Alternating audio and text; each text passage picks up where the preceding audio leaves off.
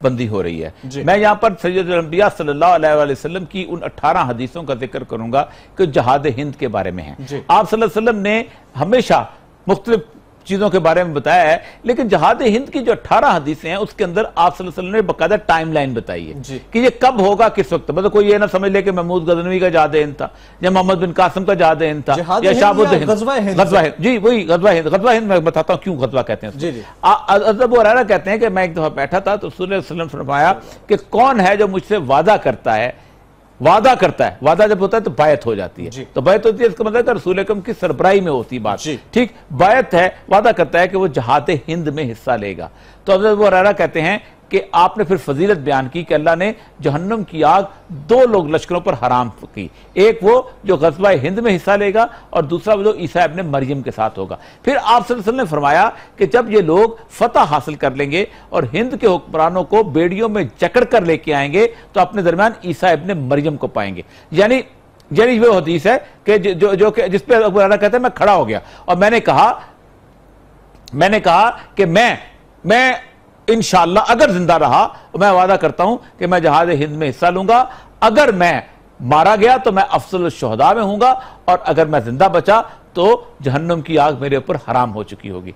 ये वो फजीलत है। आप सल्लल्लाहु अलैहि वसल्लम ने फरमाया था कि मैं हिंद नहीं हूं लेकिन हिंद मुझ में है, मैं अरब हूं लेकिन अरब मुझ में नहीं। ये कितनी बड़ी हदीस है और ये आप जाने कर्तबी के अंदर इस हदीस का बकायदा उसके तज़किरा मिलता है। फिर जो खुशबू, मुझे हिंद से खुशबू आती है, इसकी ये और बहुत सारी हदीस है। फिर एक और बड़ी कमाल हदीस है जो आपने इस इलाके के लिए फॉरेन पॉलिसी के ऊपर डिटरमिन की। आपने फरमाया खराब सिंध बिल हिंद व खराब हिंद बिल सिंध, कि सिंध की जो खराबी है, सिंध में जो तबाही आएगी, अब सिंध में बलूचिस्तान भी शामिल था उस वक्त, सिंध में देवल भी शामिल था, सिंध अब देखें सारी की सारी जो इंसर्जेंसी है उसकी बैक पे इंडिया आता है कि हिंद से हमेशा खराबी आएगी, इंडिया जो है इसको तबाह करेगा और खराबल हिंद बिस्सीन और चीन जो है इंडिया का दबाव ठीक बड़ी अच्छी बात आपने बताई और वो जो अहादीस है वो हमने स्क्रीन पर फ्लैश भी की हैं। ये फरमाइएगा कि गज़वा तो कहा उस जंग को जाता है जिसमें खुद नबी अकरम सल्लल्लाहु अलैहि वसल्लम ने बनफ्से नफीस शिरकत की हो, तो जब वो शिरकत नहीं करेंगे तो फिर उसको हम गज़वा कैसे कह सकते हैं? देखिए जब वो आपने बैत ले ली ना इस हिंद के लिए तो फिर इसका मतलब यह कि कमांड एंड कंट्रोल जो है किस्म का उनके हाथ में चला गया।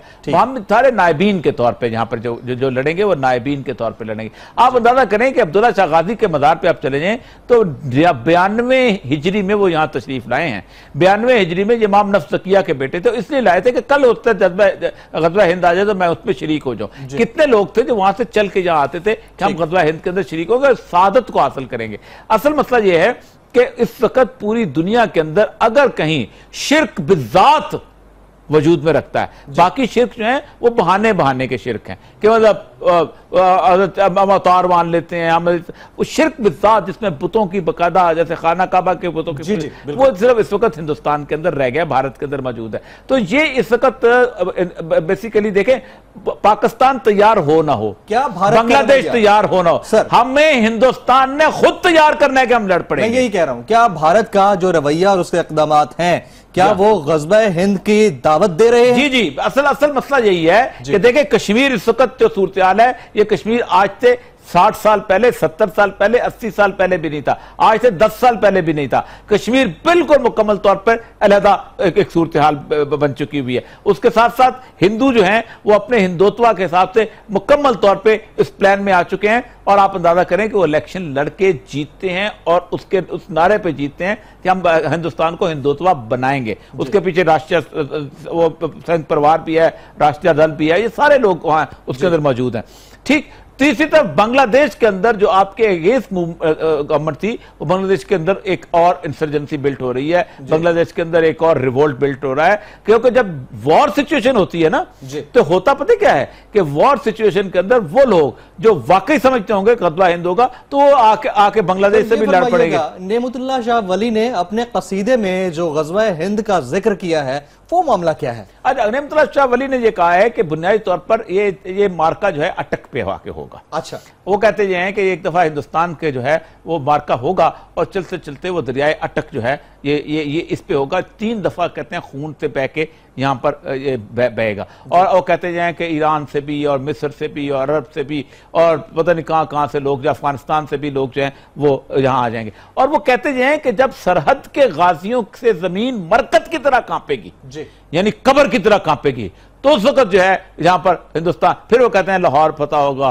तो फिर उसको कहते हैं दिल्ली फतह होगा, तो फिर वो कहते हैं बिजनौर फतह होगा, फिर वो कहते हैं कश्मीर फतह होगा। जी, तारीख को अगर देखा जाए तो पाकिस्तान के भारत के साथ 4 मार्के हो चुके हैं। हम सब इसको अच्छी तरह जानते हैं। 1965 और 71 का ज्यादा बड़ा था, फिर 99 कारगिल की अगर बात की जाए तो ये जो मार्के हैं, क्या ये भी ग़ज़वा-ए हिंद के ही जुमरे में आते हैं? देखिए, मुझे एक तरफ सवाल किया था कि पाकिस्तान जो है एक गरीब मुल्क है और इस गरीब मुल्क को एटम बम बनाने की क्या जरूरत थी, ठीक है। तो मैंने उन्हें कहा था कि बुनियादी तौर पर देखें, atom bomb, Nigeria oil rich country है, एटम बनाने चला नहीं बना सका, इराक नहीं बना सका, सऊदी अरब के पास पैसे की कमी है नहीं बना सके, ईरान के पास टेक्नोलॉजी, मतलब आप नजर करें उनके न्यूक्लियर साइंटिस्ट इतने हैं जिसकी हिसाब ही नहीं, वो नहीं बना सके। पाकिस्तान में बन गया।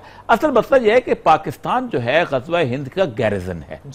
गैरिजन में कुछ और नहीं होता, गैरिजन में एफिल टावर नहीं बनता होता, ठीक है। गैरिजन में स्काई स्केपर नहीं बनते होते, गैरिजन में एटम बम भी बना करता है। और वो एटम बम आप अल्लाह तबारक व तआला ने यहां पर एटमी ताकत इसलिए बनाया है कि कल को इस खित्ते ने बुनियादी तौर पर उस दूसरे खित्ते के साथ लड़ाई करनी है। और ये हम कितने भी पीसफुल हो जाएं, हम कितने भी यहां पर कंप्रोमाइज कर लें, हमारे यहां कितने भी कर लें, हिंदुस्तान ने हमें इस पे मजबूर करना ही करना है। ये हमारी अल्टीमेट रियलिटी है।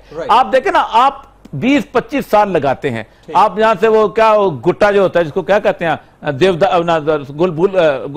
फूल क्या खास फूल का नाम होता है जी, पीले रंग का जो फूल होता है, गेंदे का फूल। अच्छा, गेंदे के हार लेके जाते हैं वाघा के बॉर्डर पे, कभी अरमिला मटूटकर को पहनाते, पता नहीं मटूटकर नाम है क्या नाम है, कभी इसे, हाँ, इसी तरह के और 4-5 को पहनाते हैं। कभी वो निर्मला पांडे बुजुर्ग खातून होती थी, वो आती थी, दिए जलाया करती थी, ठीक है। हम ये सारा कुछ करते हैं।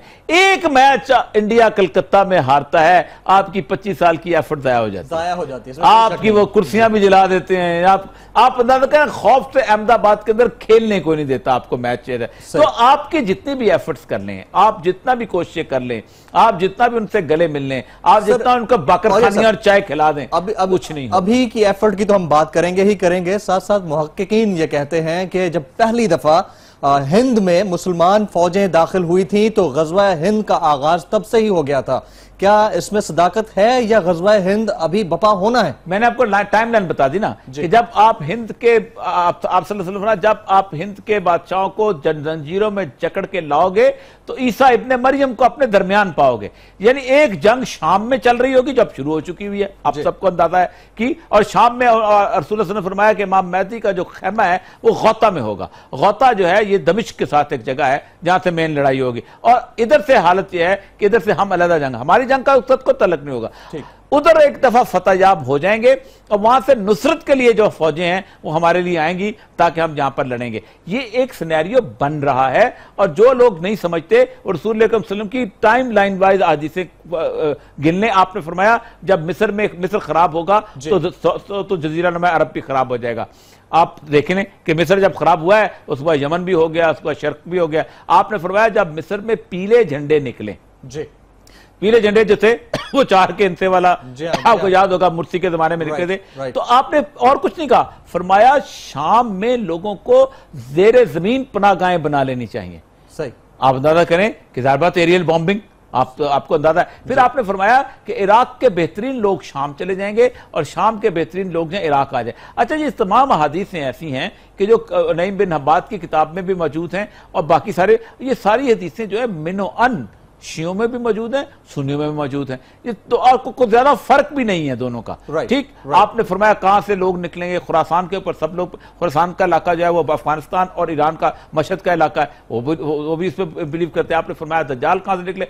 ये अब हम तय ये हुआ कि ग़ज़वा-ए हिंद का जो टाइमलाइन है वो कहती यही है कि आने वाले दिनों में इस मामले में मार्का हो सकता है और मार्के की इब्तिदा और इसका आगाज और उसके इक़दामात जो हैं वो भारत ही उठाएगा और भारत उठाता हुआ दिखाई देता है।